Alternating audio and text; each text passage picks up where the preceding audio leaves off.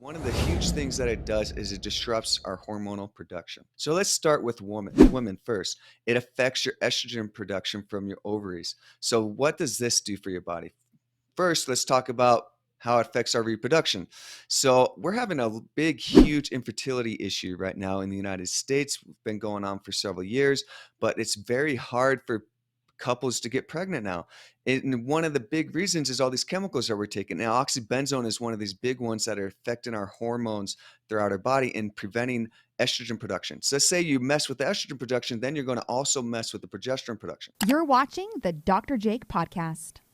Hi, everyone. Welcome back. I am Teresa. I'm a mom. I'm a health nut. I'm a wife to a cancer fighter. And I'm here with Dr. Jake today to talk about the 10 most dangerous chemicals and ingredients that you need to be looking for in your foods and in the products you put on your skin.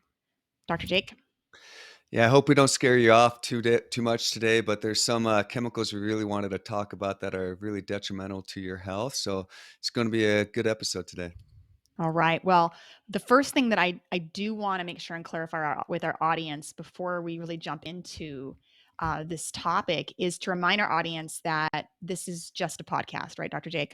So this is just a podcast. We're not going to be giving any specific health advice for you. So if you're dealing with autoimmune disease or anyone in your family is dealing with chronic fatigue, hormone issues, cancer, etc., set up a visit with us by visiting integrativemedica.com, finding our phone number, giving us a call, and set up an appointment with me or some of my other great doctors I have in the office.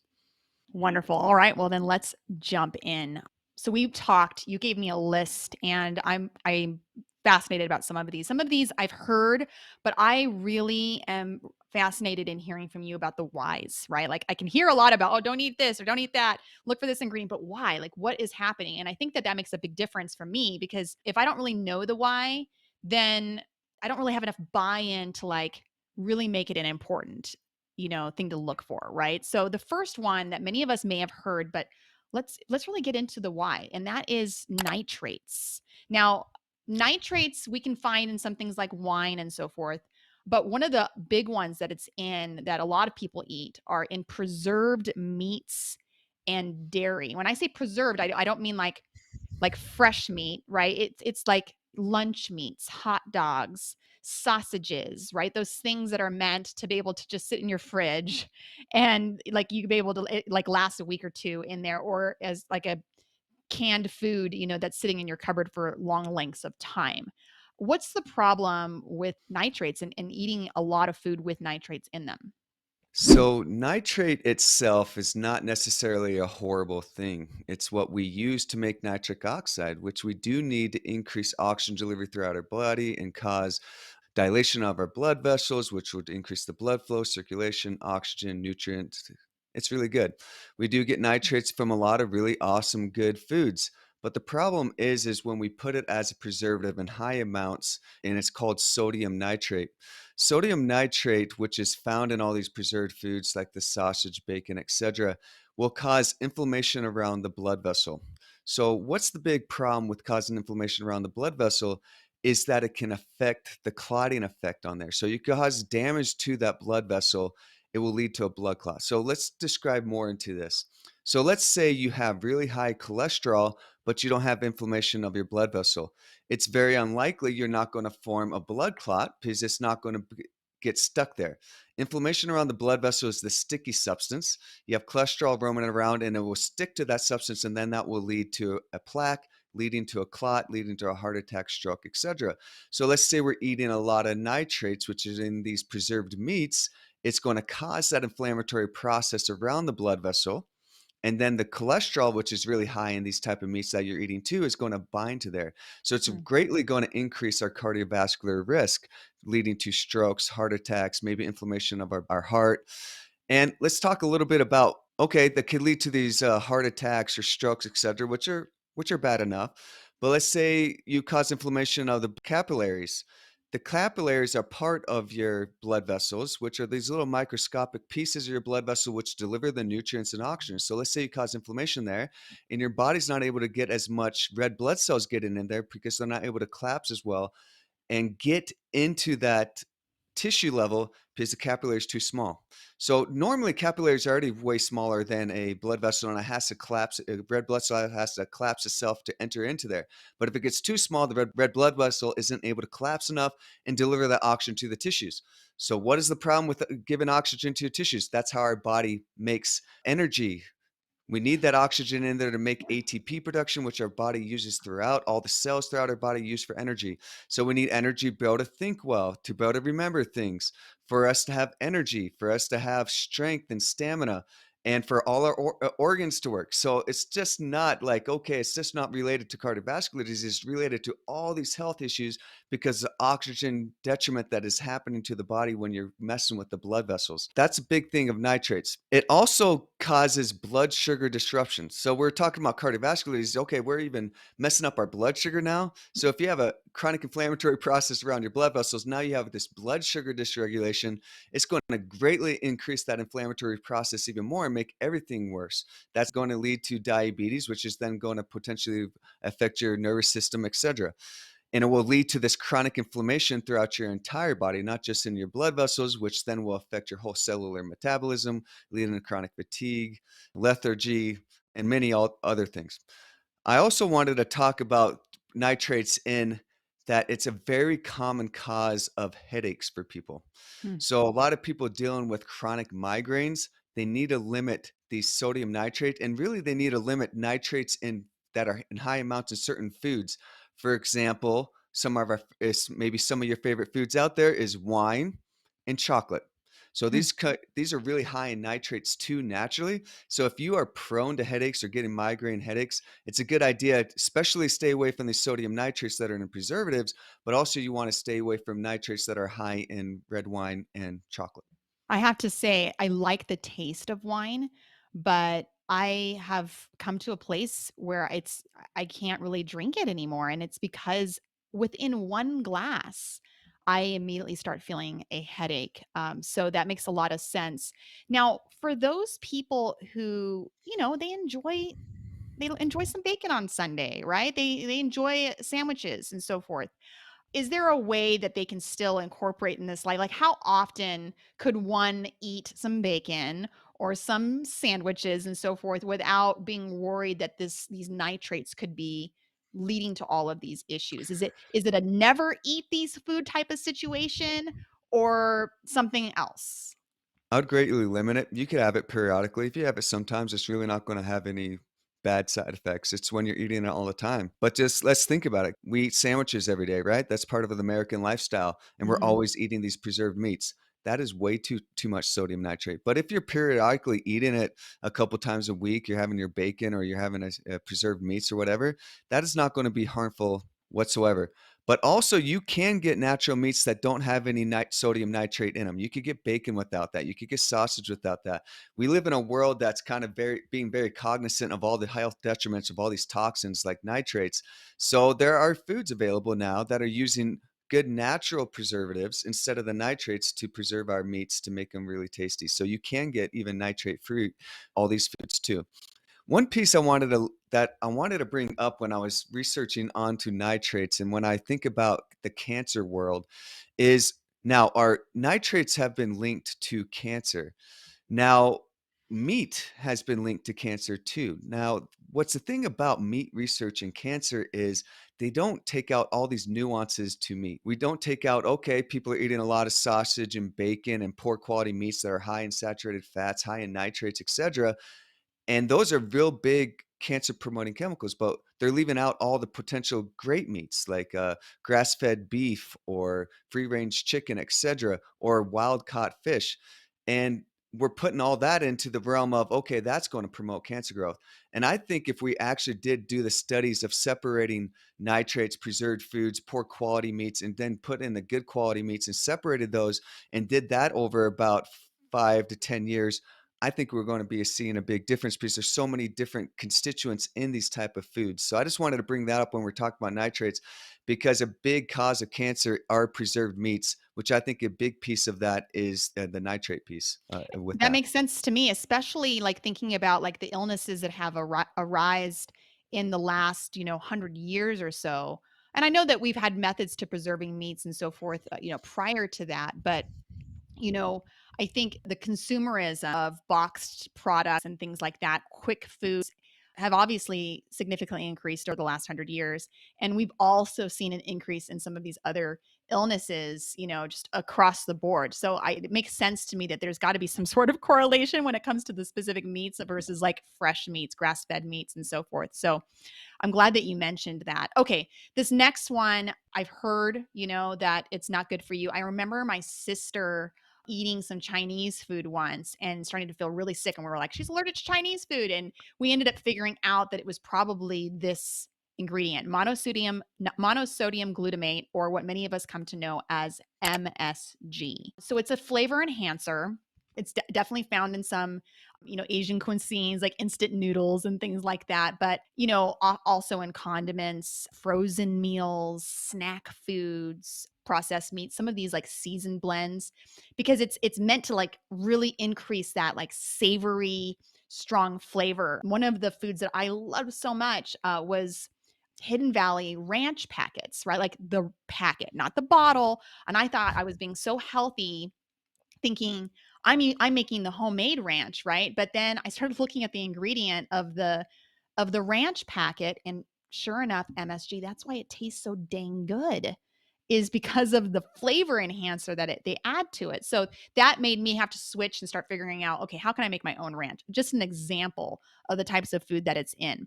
But what's the problem? Why should we minimize our exposure to MSG in our foods? You know what's really interesting about what you said about, was it your sister? Yeah. Is that what you said? Your sister that went to the Chinese restaurant in MSG and that's causing problem. Did you know there's even a disease called Chinese restaurant syndrome? And it's linked to MSG. It leads to heart palpitations, headaches, mental lethargy, fatigue, rashes, all these type of things, and it has been linked to just Chinese restaurant syndrome, and it's totally just because of MSG. So that just tells you all the bad consequences of really eating high amounts of MSG. It's even getting a name for itself in the medical Wow. literature. But the big thing I like to talk about MSG is I deal a lot with neurological disease, especially people that are dealing with a lot of anxiety or ADD, ADHD, or poor memory or focus issues. So MSG has what's called glutamate in it. Glutamate is a excitatory neurotransmitter. Our body naturally gets glutamate from all kinds of sources from amino acids. It's amino acid out there. Glutamate is really awesome for certain instances to increase the focus, concentration, etc., in the appropriate amount. But if you have way too much glutamate, which comes from eating lots of MSG, you are going to not be able to focus very well. You're going to have ADD like symptoms, and you're going to be anxious all the time because it's causing an overexcitement of the brain and it's zapping all the time. And then if you think about that, where overexcitement of the brain, guess what? That's going to lead to sleep issues also. So a lot of these people dealing with all these psychological things, anxiety, sleep issues, ADD, ADHD, a big piece of that could be related to just the MSG. And people Wow. greatly improve when they just take away this certain food in these certain medical conditions. So that's one of the big health effects of that. MSG has also had a lot of been linked to obesity, metabolic syndrome, also been linked to infertility issues. So I really don't like MSG. It's probably one of the chemicals I'm like really try to stay away from this the best you can because it's really going to make life not be great anymore. So even though it makes food taste awesome, it's really not great for your health. I wonder if there's a way with, like, specifically Chinese restaurants. I don't know, maybe that's something that was in the past and they're getting better at it, but to be able to, like, 'cause I enjoy Chinese food, to Hmm. be able to, like, just check out restaurants and find out, like, "Hey, do you guys put MSG in your ingredients or not?" And then finding a collection of restaurants that, pride themselves in not, so that you can enjoy, some of these foods that you like, which otherwise seem healthy, right? Like, they've got stir fries and all this other fun stuff without having to obviously have these long-term effects. I'm thinking about 2 things just from the last 2 things that we were just talking about, right? The nitrates and the MSG, and thinking about the generation that I grew up on of kids living off of Lunchables. Do you remember Yeah, Lunchables? yeah, And they yeah. still have them at the grocery store. They're now like Mhm. a buck. When I was a kid, they were like these like the rich kids got them. It was like Mhm. $4 or something like that, but now they're like a dollar, which either A means that they've really reduced like the quality of the ingredients, or B, like no one's buying them and maybe they're just trying to get rid of them. But, I'm wondering, like, after lunch, I don't think I remember feeling very good at school. I remember kind of feeling tired and flushed and having a hard time concentrating, and just wondering, like, the types of foods that we're giving our kids, these quick little like Lunchables and so forth, if these are some of the reasons why. That leads to the next one, because this ingredient is in that kind of food too, and we see Yeah. a lot of it. It's called BHT or BHA. They're both related, they're like cousins. Now I'm going to try and say the pronunciation here. Butylated hydroxynosole or butylated hydroxytoluene are the two ingredients. You probably will see BHT or BHA in the ingredients when you're looking at some of these boxed foods, but it's a preservative, and you're going to find it in boxed foods that have fat in it, or in skin products that have fat in it.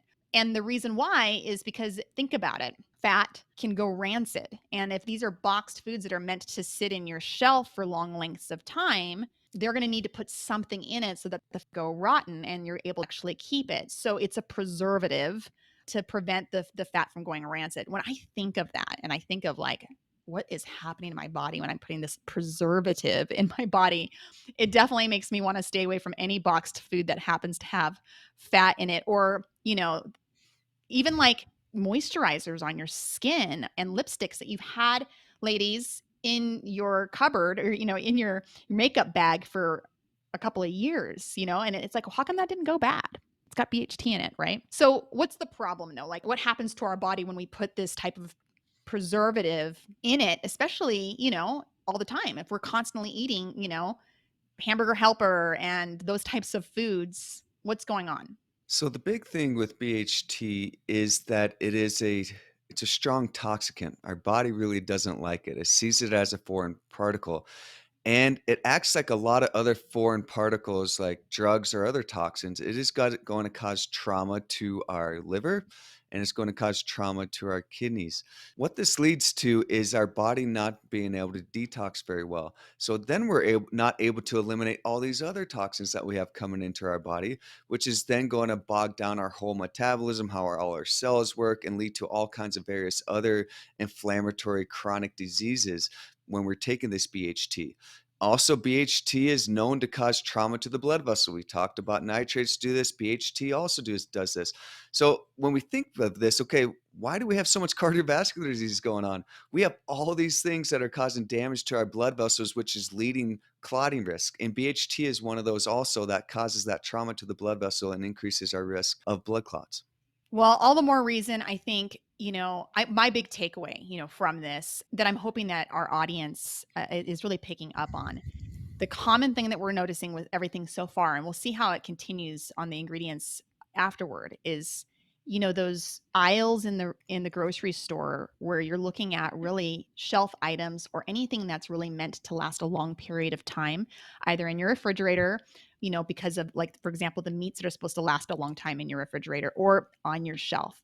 Those are the places that we're going to have to read labels anyway, and I'm seeing this commonality with these types of foods, as that being the problem. So, I know that I've come to, in my own journey, really try to stick as much as possible to the outer perimeter of the grocery store, right? We've got the produce section, we've got the fresh meats, the fresh Mhm. meat section, fresh dairy section, and so forth. And, there might be some things that I'm going to need on those inner aisles, but to really try to minimize as much as possible so that we can just feel better. I took a one time in my earlier part of my journey, I did a 30-day clean eating challenge. And the big requirement was no boxed food whatsoever. Everything had to come from scratch. And I'm telling you, I felt amazing after those 30 days. It was that challenge that, for me, really woke my eyes up to saying, there's something about this. There's something about this that then led me to then start doing more research and really looking into, how to eat healthier in the long run. That was huge for me. So I recommend to anybody watching to take a 30-day clean eating challenge. Just see how you feel. I guarantee, after listening to everything that you hear from Dr. Jake today, that you're going to notice, wow, my headaches are gone. I feel more energy. I don't I I don't feel confused. All of those types of things that we might be feeling from the foods that we're eating. Moving along to this next one, which again, we're going to be seeing in some of these items, food dyes and artificial flavorings. I'm especially interested in what you have to say about this, Dr. Jake, because I know that a lot of kid food, a lot of kid food has food coloring. It's fun, it's bright. I know my kids are attracted to anything that has bright color. We go to the ice cream shop and it's like they want the bright blue one. And I'm thinking, like, there's no way that ice cream, the bubblegum flavored ice cream, is blue naturally. I just can't imagine that that's the case. It's got to have some food dye in it. So we see it in a lot of that kids cereals, kids snacks, popsicles, the bright colored popsicles, the red and the purple, and they're so fun. Where is that color coming from, right? Even in some of the foods that we're likely to eat, like salad dressings, yogurt, even wine. Some wines have been known to actually have purple dye in it because it sells better. It looks bright and purple and, those types of things. What is happening to our bodies when we're putting these dyes or in addition to, artificial flavorings in our body? So yeah, it can be a little bit of a crazy concept to be like, oh, really? Just this coloring agent that we're putting in our food is going to have health consequences, which is quite interesting. Is there is quite a bit of research on this being detrimental to our kids, and many countries in Europe have seen the research on there, and they actually don't allow food dyes in their foods, and that's why if you're looking for foods without food dyes, a lot of them are European because they don't Mm, allow that stuff in there. So, what is the problem with all these food dyes that many of us have, which all of us have probably given to our kids, right? It will cause, again, too much excitement in the brain. It causes your neurons in your brain to fire their synapses too quickly and too readily, and that will lead to poor attention and focus. Especially red dye and yellow dye are the big ones that will do that, but all food dyes are going to do this. And artificial flavorings are going to do the same effect to the brain too. So if you're eating all these foods or your kids are eating all these foods and you're like, man, my kid is crazy. They don't stop moving. Oh, it's just because they're a kid. Well, maybe it is a piece that they're just a kid or they're a boy and they're really active, but they can't stop moving and they jitter all the time and they are going here to there and they're seeing something just random come out and they're like squirrel.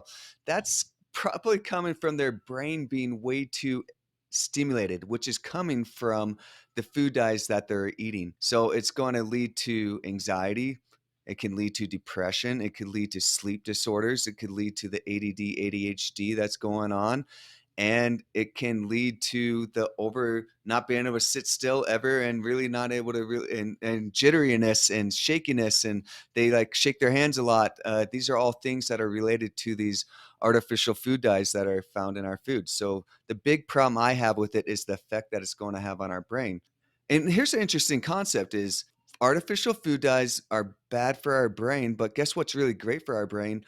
Natural food dyes that are mm. coming from like yellow food, quercetin, or we're getting dyes from our blueberries or dyes from our pomegranate. All these type of things are very antioxidant and really high. And that's where a lot of our antioxidants come from. So it's an interesting concept. And when we make something artificial, it's really horrible for our bodies. But nature makes this great, lustrous color, and it's really awesome for our bodies. Well, and I think that we've even, some of us may have heard like eat from the rainbow of foods, right? Right. Because all the Hmm. foods that share certain colors, there's something in that's actually making that color, and there's Hmm. actually a common nutrient that's in them, and there's Hmm. benefits to it. As a mom who has kids and who, I try to stay away from cereals in the first place, just not just for the food dye situation, but just because of the high amounts of sugar and so forth and carbs that can come with my kids in the morning that I've noticed affects even just their energy levels level later on. But we like to occasionally have some cereal for fun, and I found a couple of really good brands in some of those like more healthy minded grocery stores. Cascadian Farms, for example, is one of them that I love. And the reason why I love them is one, they have some fun cereals, with like, marshmallows or something in it that's fun, but there's no food dye in them. I think they're just like purple and white. And the purple comes from red cabbage is the color that they pull it from. But also it doesn't have like a lot of these other additive nutrients in it, like folic acid and some of these other things that they put in cereal. It's just the cereal, which I Hmm. is important to me. So something for you guys to look into if you have kids that like cereal. Cascadian Farms is a really good brand to minimize some of that exposure. Oh, also, as a mom, same thing. Costco in the summertime, at least in some of the stores that I've been to, sells the popsicles. You know, I forget the name of the brand of the popsicle, but they're the ones that have Otter like little Pops. characters. Yeah, Otter Otter Pops. Pops. Yep. Mhm. Yeah, and they actually sell the Otter Pops without the food dye. So it's really Yep. weird because you're like eating my kids are like eating these like clear colored Otter Pops. They're all of the same color, but they taste, they taste like grape and they taste like, now that probably doesn't solve the whole artificial flavoring part that we were just talking about, but you know, if you're trying to be better and still, still have some fun with your kids, at least you're eliminating the artificial, food dyes that come along with it. Okay. So, This yeah, those Otter next Pops actually are natural flavorings Oh, too, is and, it? my one of my, my nephew that's, having seizures, I put him on a special diet, and one of them obviously was taking away the artificial flavorings and the food dyes, and he really loves those, and it's really helps him really be consistent on his diet. Even though sugar's not great, a little bit of that sugar there really helps him, be more happy. So, I like Exactly, those too. right? Like, you're trying to, like we can't necessarily always do everything, but it's just a matter of, like, doing better, Right. right? And Mhm. and and finding that happy medium.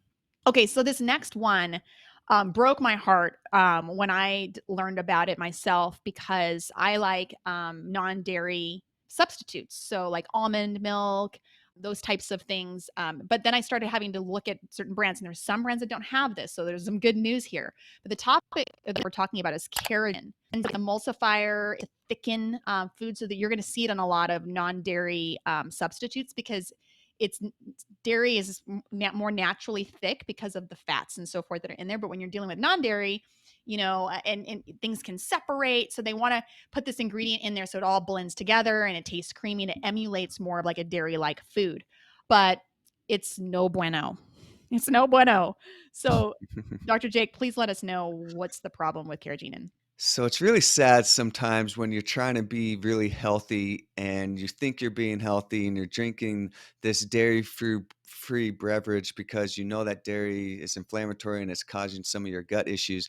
And then they add something like carrageenan in there, which guess what it does? It causes inflammation of our gut. And that causes more of your gut issues. That's so it's so sad and so mean to do something like that to someone that's trying to be healthy is but carrageenan is known to cause this inflammatory process in the gut, and this will lead to colitis, which is this inflammation of the colon and can cause ulcerative colitis or Crohn's disease. It also could cause bloating and be the cause of IBS in people. It could cause disruption of the bacterial flora, which then can cause too many bad bugs to go into there and then decrease the amount of good bugs in there. You're trying to do it for good gut health. You're trying to just take away these dairy products because you're trying to have a good, healthy gut. And then you're drinking this almond milk that has carrageenan in it or soy milk. And it's even making it even worse because you're taking all this carrageenan in there. So, sorry guys, carrageenan is really not good for you. You definitely can find dairy products out there that don't have carrageenan in them. And yeah, they're going to use these thickeners because guess what? These dairy products don't have a lot of nuts in them. So they're just a bunch of gunk, carrageenan, and all these other chemicals in there that you're drinking. And in all honesty, if you're drinking a raw milk, I prefer that a lot more than these, except if you really have a severe dairy allergy. So yes, carrageenan is very bad for your gut and probably making your gut issues even worse. It's also known to increase cancer risk, and again, mostly related to colon cancer. So it's really bad for our guts. So one of the things when I found this to find that there were these non-dairy substitutes that did not have them, you just need to read the labels. So if you are going to be, drinking almond milk, that type of thing, let's look on the back. You'll see the differences, and then you'll start knowing which brands to stay away from. I also did notice it in some dairy. I was shocked because, like, why would you even need this in there? Dairy is naturally already thick, but I did notice some of the cheaper dairy creamers and things like that you might be more inclined to grab because like, oh, that's only a buck 99 versus the other one that's 3.99. Take a look on the back of those labels too, because the cheaper ones tend to have carrageenan in them as well. So I tend to, try to stick with the organic grass-fed types of dairy, raw, those types of things because it's much cleaner ingredients and you're really just getting the whole food there. Okay, next one is sodium phosphate. Now, similar to some of these other foods that we've talked about, it's in these boxed, preserved types of meats. It's used to keep the meats moist and tender during storage. So you're going to see them in like sausages, lunch meats, canned fish, those types of things. What's the issue? Sodium. I imagine it adds some salt maybe to it. But what's the problem with excessive amounts of this? Sodium is a piece that possibly is something that's bad with it. If you're getting too much sodium, obviously, when you're getting packaged foods, they're adding sodium chloride and then they're adding sodium phosphate to all these foods too. So you are getting too much sodium in these packaged foods. But the big thing is really the phosphate too. Is phosphate is can be if you get too high amounts of phosphate, it will cause damage to again our liver and our kidneys, which is then going to affect our whole detoxification pathways, which I won't go into exactly how that's going to affect your entire body, how it functions. We talked about that just a little bit real quick. And if you really are interested in how detoxification is important for your body, we really you could dive into the other podcast and YouTube video that we have. But what it also does is it's going to damage our bones. So how does it do that? It messes with our calcium metabolism. So then you're going to have increased risk of osteoporosis. Another food that has phosphates in it too is sodas.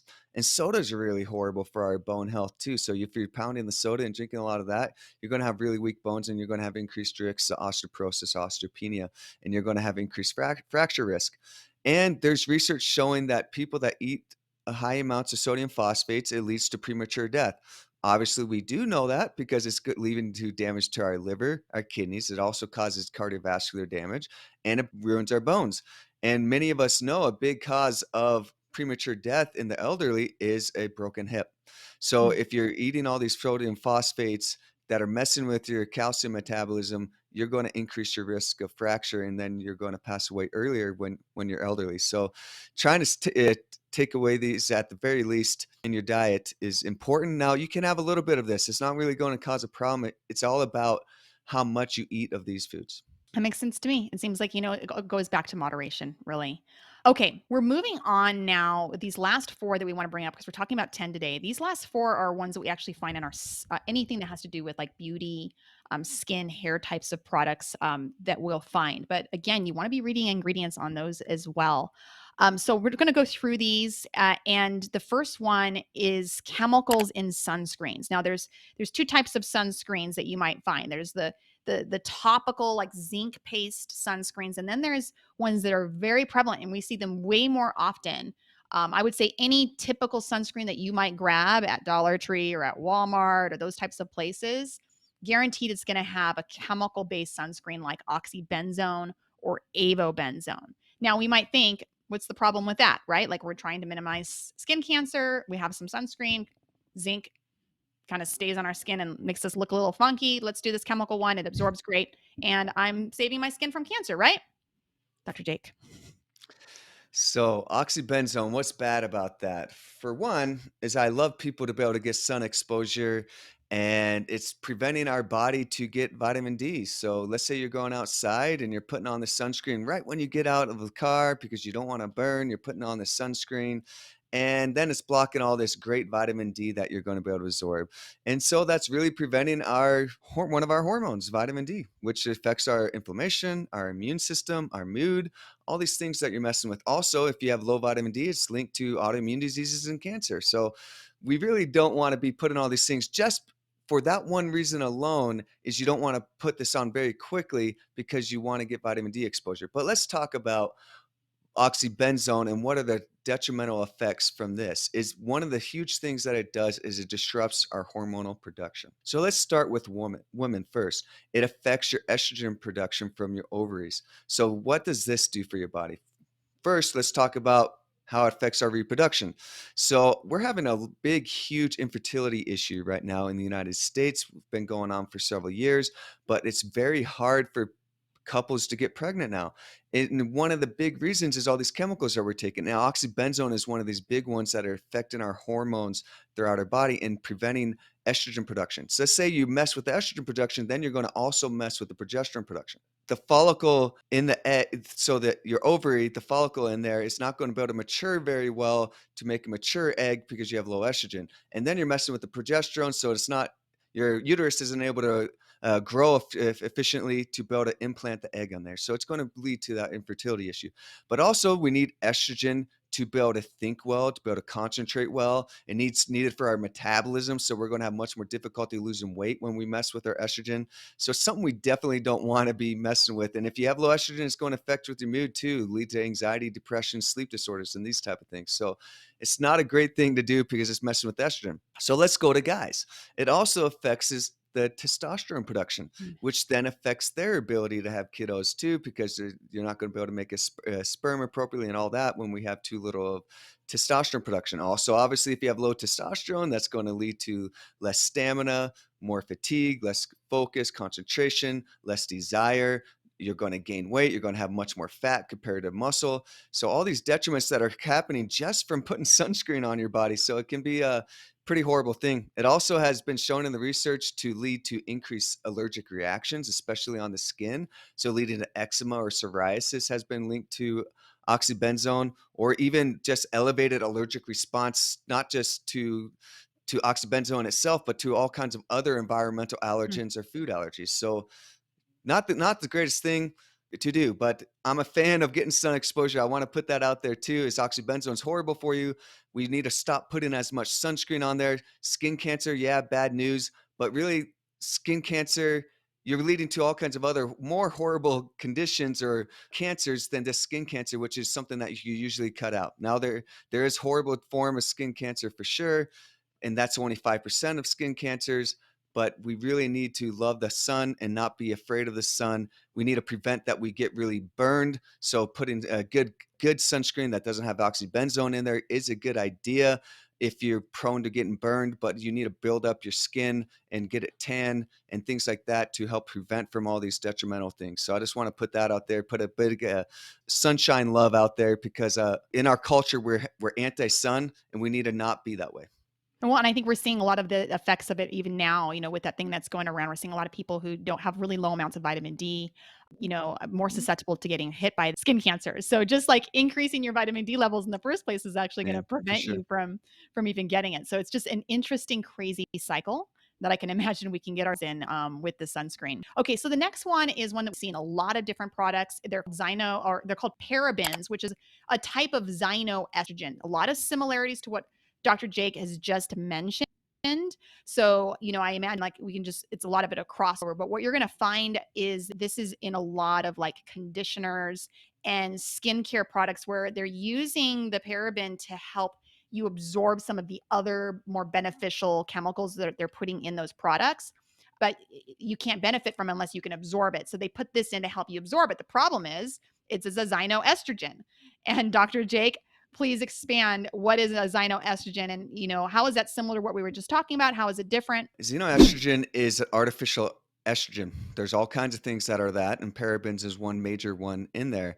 So when we're talking about oxybenzone, it's decreasing estrogen. Guess what's happening with parabens is actually giving your body way too much estrogen. Mm, So your body's already making its own estrogen, and then you're putting these parabens on your body. You're getting even more estrogen on there. So then that's going to bind to the receptors throughout our cells and increase the estrogen effect. Too much estrogen is excitatory to the body, and especially excitatory to the brain. So it can lead to these anxiety and sleep disorders that can be related to that when you have too much estrogen in your body.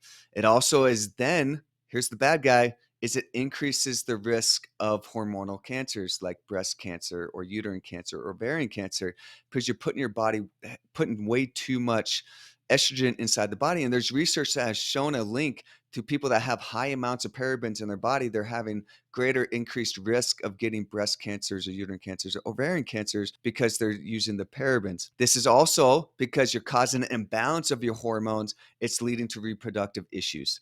Again, in a different way than oxybenzone, but it's causing that disruption. And also, then that's going to affect the thyroid and cortisol and all kinds of other hormonal disruptions because you have too much.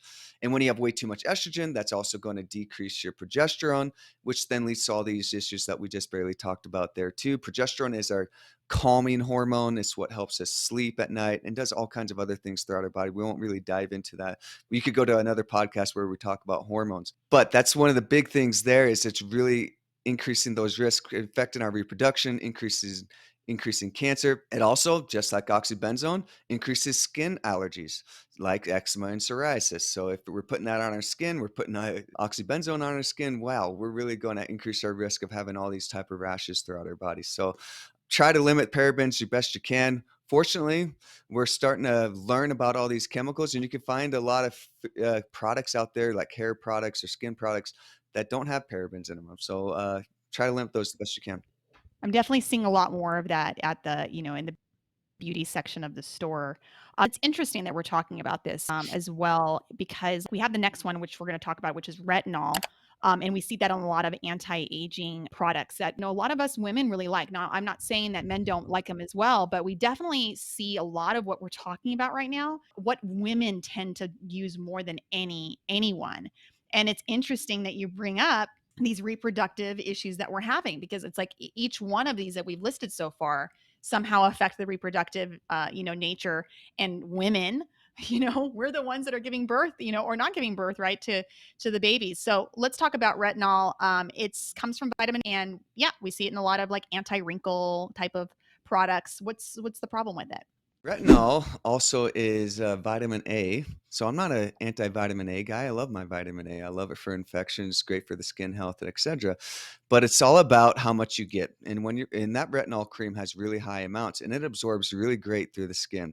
So it's going to be really great for making maybe tightening your skin, drying out your skin so you don't get zits and things like that. But also it's going to be very detrimental to our liver. It's a very strong toxin to our liver, and then your liver is going to bog down and you're going to get all these toxins hanging out in your body, and that's not going to be good either.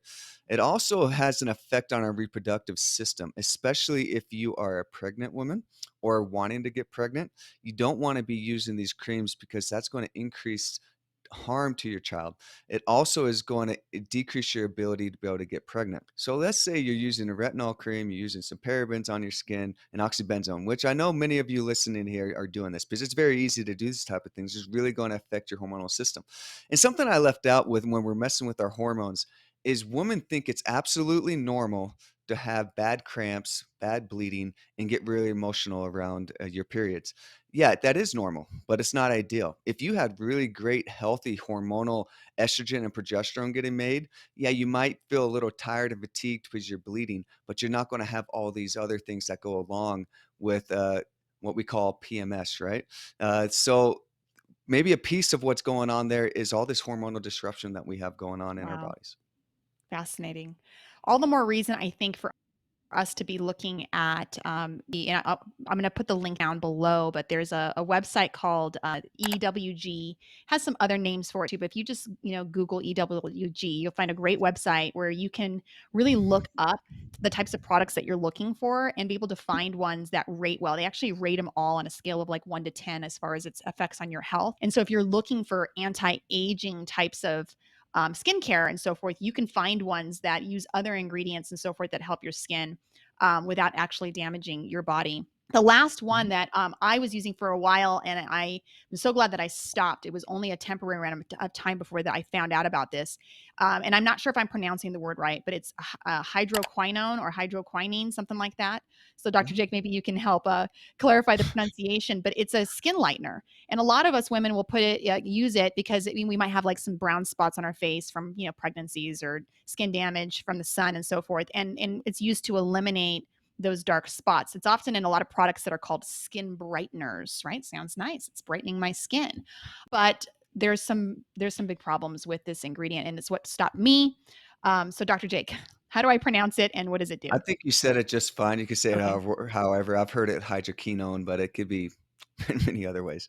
But yeah, so it can be great. I mean, from like let's say you get some sun damage from me promoting the your sun exposure and you get a little dark spots throughout your body and you're like, I need to take care of those, so I'm going to take the hydroquinone. Yeah, we'll do a pretty good job taking away that dark spot, but again, here's another thing that's really bad for your liver and kidneys.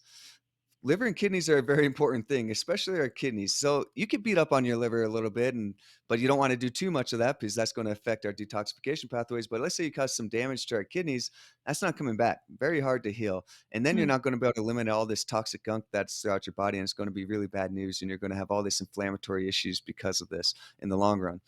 Also, we have seen that this has preliminary research to be carcinogenic. And there's two cancers that have been related to this is renal adenoma and leukemias have been related to this specific chemical. So probably not a great idea to be using it a lot. And if you're going to use it, do it for a very short term at time because it can lead to all kinds of toxic effects throughout your body. No daily brighteners. That's definitely important. No, Well, don't gosh. do that every day. It's horrible. Well, thank you so much, Dr. Jake. I mean, you've just been a plethora of knowledge to us. I know this episode in particular is actually running a little long, but I have found it fascinating. I think that our viewers are really thankful to you for being able to share just why we should be paying attention to these ingredients. Now, if anybody listening has heard some symptoms on this podcast, you're going, "Oh my gosh, I have a lot of that. Oh, I have a lot of that." I'd like to see Dr. Jake. Like maybe some other things are going on. How can they get a hold of you, Dr. Jake? So yeah, if you're interested in figuring out what's going on with you or what type of specific treatments that you need, you can visit our website, integrativemedica.com.